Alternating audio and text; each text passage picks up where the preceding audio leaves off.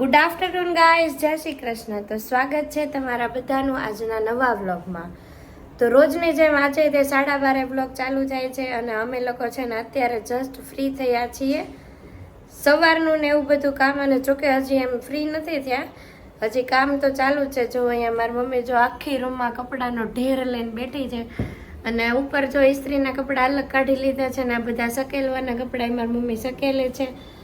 અને અહીંયા જો હજી તો ઉપર પડ્યા છે. આજે છે ને ચાદર ને એવું બધું ધોયું, અને અવનિકના થોડા કપડાં ધોયા, કેમ કે એને જે લઈ જવાનું હતું એ થોડુંક જે બાકી હતું, અને આજે તો ચંપલ બાકી હતા તો એ ધોઈ નાખ્યા છે.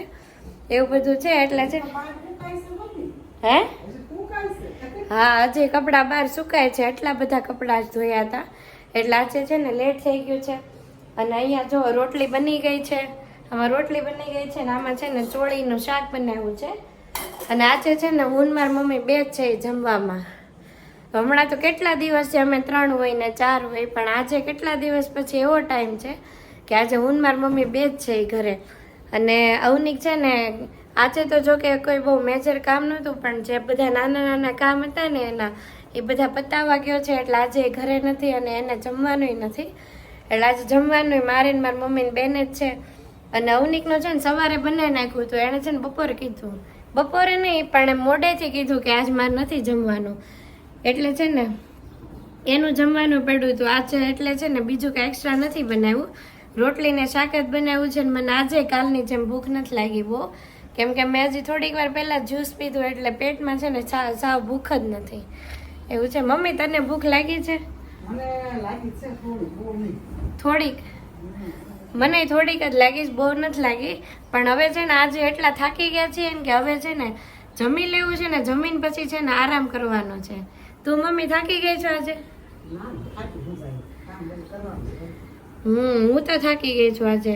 એટલે આજે છે ને હવે હાલો ફટાફટ જમી લેવાનું છે ને પછી છે ને આરામ કરવાનો છે. એટલે થોડીક વાર આરામ કરી લઈએ તો પછી છે ને પાછા ફ્રેશ થઈ જાય. કેમ કે સવારનું જોકે મેં તો મમ્મી જેટલું કામ નથી કર્યું, પણ હું તોય થાકી ગઈ છું આજે. એવું બધું છે. તો ચાલો બધું બની ગયું છે તો ફટાફટ જમી લઈએ. તો ગાઈઝ વાગી ગયા છે 7:15 જો. અને આજે તો અમે છે ને બપોરે સૂઈ ગયા હતા, એટલે છે ને થાકી ગયા હતા એટલે સૂઈ ગયા ને એટલે ટાઈમ છે ને વયો ગયો એમાં. અને અહીંયા જો અમારી મમ્મી રસોઈ બનાવે છે, રોટલા બનાવે છે ને આ હું બનાવું છું મમ્મી? પડવાળી રોટલી. ઓકે. ઈ ન્યા અહીંયા જગ્યા નથી ને એટલે ને અમે હા.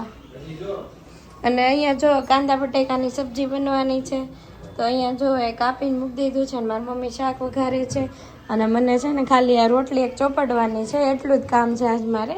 મેં રસોઈમાં જ કાંઈ હેલ્પ નથી કરાવી. અને હવે કાલે છે ને અવનિકભાઈનું ફાઇનલ પેકિંગ કરવાનું છે, એટલે અહીંયા જો આ 3 બેગ આવી ગઈ છે. પછી આ જો આ બેગમાં બધા કપડાં ભરી દીધા છે. ને અહીંયા જો નાસ્તો જે ઘરનો બનાવેલો છે ને આવી ગયો છે, બાકી હજી કાલે આવવાનું છે. જો 2 બોક્સ ગાંઠિયાના અને નીચે સુખડી ભરી દીધી છે. અને આ બોક્સમાં જો એણે જે દવા લીધી ને એ બધી ભરી દીધી છે. પછી આ 2 બેગ તો એની નથી, 2 બેગ અમારી છે. અને આમાં વાસણ ભરી દીધું છે. તો જો આખી રૂમ, અને આ છે ને આ જે રોલ લઈ આવ્યો છે, જે બેગ પેક કરવાનો રોલ આવે ને એ, તો જો આજે આખી રૂમ એના સામાનથી ભરાઈ ગઈ છે આજે. અને કાલે ફાઇનલ પેકિંગ કરીને બધી વસ્તુ છે ને આની અંદર હજી 2 બેગ છે ને એમાં બધું સંભાળી દેવાનું છે.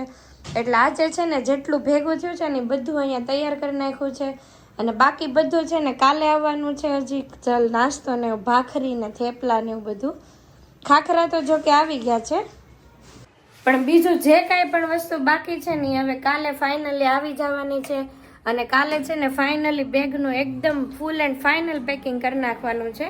કેમ કે આજ સુધી છે ને અમે નકરું ભેગું જ કરતા આવ્યા છે. તારે આ જોહે ને ઓલું લેતો હોય ને આ લેતો હોય ને એમ કરીને બહુ વસ્તુ ભેગી કરી છે, યાદ કરીને.